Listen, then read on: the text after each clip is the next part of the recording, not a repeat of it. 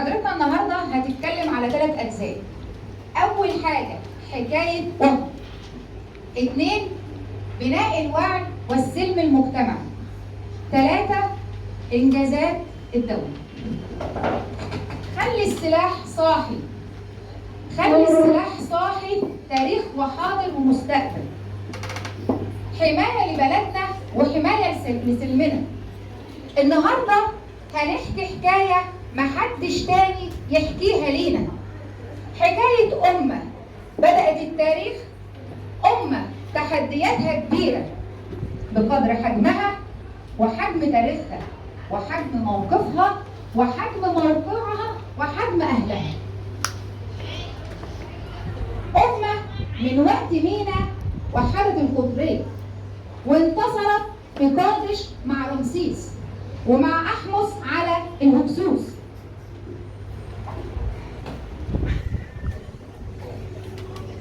ولأنها أمة كبيرة بقدر حجمها فكان مطلوب إضعافها وخضوعها واستسلامها وزرع عدو في قلبها.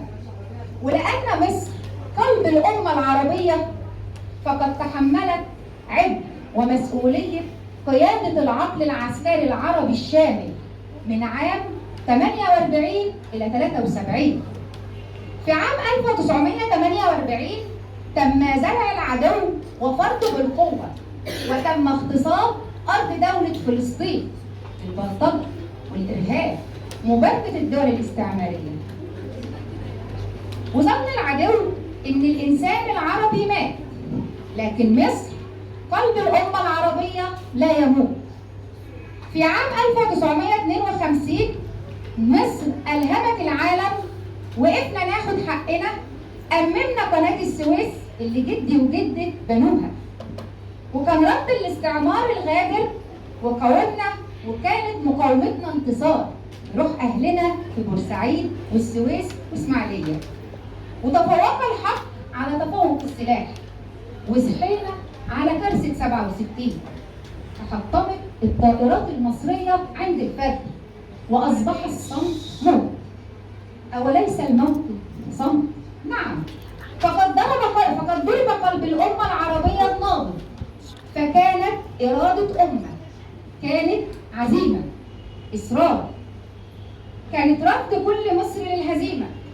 عدنا بانتصار أبطال الصاعقة المصرية في معركة رأس العش، وأغرق أبطال البحرية المدمرة الإسرائيلية إيلات. رحلة أمة من تحطم الطائرات عند الفجر إلى سقوط الأسطورة المزيفة عند الظهر، إسرائيل خط برلين. رحلة من الذل والإهانة والدفاع إلى العزة والكرامة والهجوم. الهجوم كان مفتاح انتصار الأمة في أكتوبر 73. عدنا وحددنا الزمان والمكان. عدنا وفرضنا أسلوب كتاب. عدنا وعبرنا القناة ورفعنا العلم على أرضنا بثمن مشترك وتضحيات مشتركة دفعها كل بيت في مصر والدول العربية. في أكتوبر 73 انتصرنا بوحدة الصف المصري والعربي. حطمنا أسطورة الجيش الذي لا يقهر، فالحق لا يحميه إلا القوة.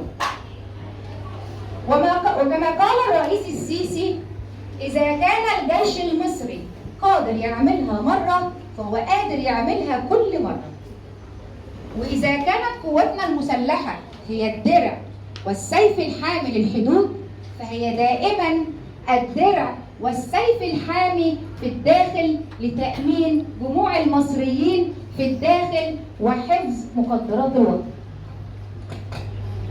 وقت اللزوم كلنا جنود مدنيين وعسكريين، كلنا جنود في ميادين العمل، في الإصلاح، في التطوير.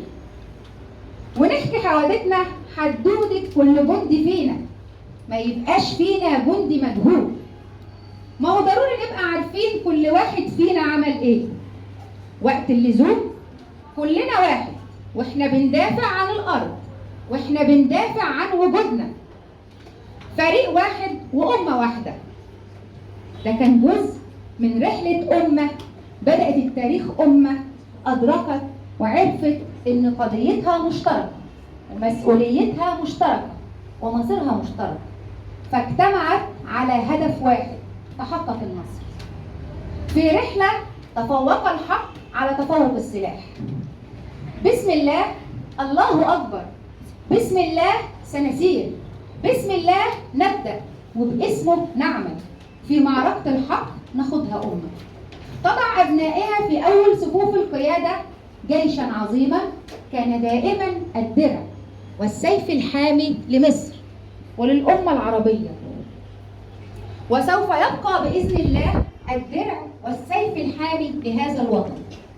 اللهم انصر الحق وانصر مصر وأهلها واجعلهم في رباط إلى يوم الدين. دي باختصار حكاية وطن، حكاية مصر وانتصارها على أعدائنا في أكتوبر 73. حرب أكتوبر 73 معروفة في مصر بحرب العاشر من رمضان، معروفة عندي في إسرائيل بيوم الغفران، أو بالعبرية ملحمة يوم الكيبور. معروفة في سوريا بحرب تشرين الأول. حرب أكتوبر بدأت مصر وسوريا تعمل خطة موحدة عشان تستهدف ضرب العدو الصهيوني إسرائيل. إسرائيل عملت في مصر ساتر ترابي يسمى خط بارليف. كان أسطورة إسرائيل ويقال عنه اللي هو طبعا يعني هو ما كانش تراب زي ما كلنا بنعرف، هو سائر ترابي بس مليان نار، مليان صواريخ، مليان نار، في أنابيب بتوصل نار. كان يقال إن هو يتدمر بقنبلة نووية. بفضل جنود مصر البواسل والخطة الذكية والسادات، رئيس السادات عشان يبتدي إن هو يجهز للحرب بدأ يعمل بعض الخطط داخل يعني على الجبهة المصرية من الداخل وعلى الدول العربية. اتفقنا مع سوريا ان في الوقت اللي احنا هنضرب فيه هي هتضرب معانا. كانت اسرائيل احتلت مننا في مصر سيناء، احتلت في سوريا هضبة الجولان، احتلت الضفة الغربية لنهر الأردن. عايزين نحرر أرضنا، عايزين نشيل آثار النكسة، نكسة 67. بفضل الجنود البواسل بدأنا نحط الخطة الذكية، عايزين ندمر خط بارليف. كان بالنسبة لنا صعب ان احنا عايزين نعدي بالسفن والمدرعات، او عايزين نعدي طبعا ان احنا نعدي عبارة عن ايه؟ اسمها ايه؟ مدرعة وايه كمان؟ مدرعات وايه؟ الدبابات. ازاي الدبابة هتعدي قناة السويس؟ بدأوا ان هم يعملوا زي اللي احنا بنقول عليها الكباري اللي معمولة من الفلين. انت بالنسبة لك دلوقتي حاجة عادية، شوف الحاجات دي بقى من 50 سنة ما كانش حد لسه يعرفها. عايزين نعدي الخط دوت او الساتر الرملي. دي كان بالنسبة لنا اعجاز اللي احنا عملناه، ان بدأوا ان هم ياخدوا بطرمبات المية من قناة السويس وينزلوا بيها خط بارليف اللي هو هيتدمر في 6 ساعات. حرب 6 اكتوبر اخترنا كانت 10 رمضان، ده كان تمويل لإسرائيل إن إحنا صايمين. بدأت القيادة تخلي إن الجيش بيظهر قدام إسرائيل إن إحنا عمالين أهو صايمين وعمالين نلعب، وطلعوهم كمان إن هم يأدوا طبعا إيه؟ عمرة.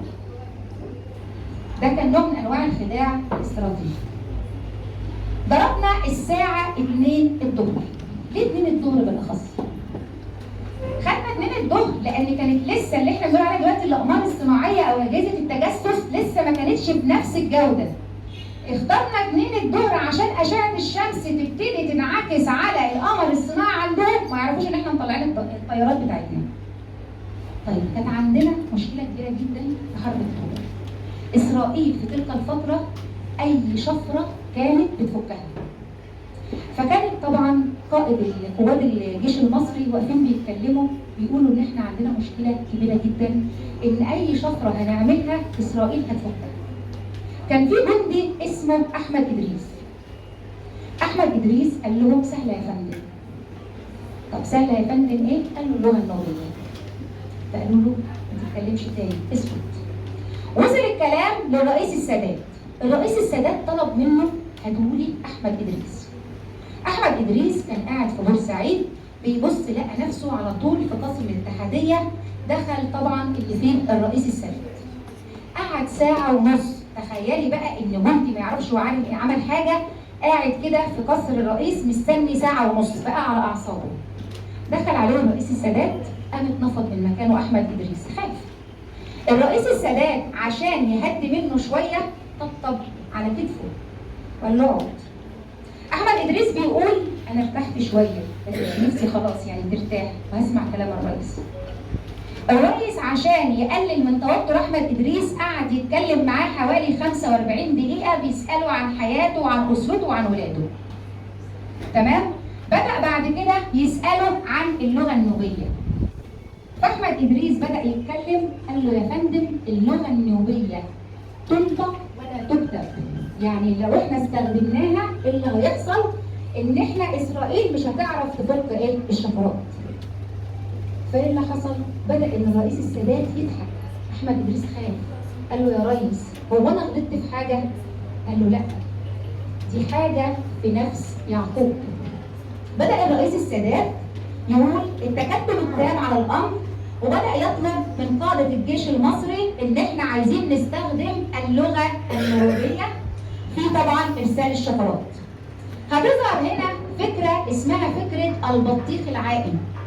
فكرة البطيخ العائم ان احنا دلوقتي عايزين الجنود بتوعنا ينزلوا قناة السويس ويبتدوا في ينزلوا في قلب القناة في المية، يبتدوا ان هم يحطوا اجهزة الارسال ديت عشان تبقى طبعا فك الشفرات ما بينها وما بين الجنود المصريين.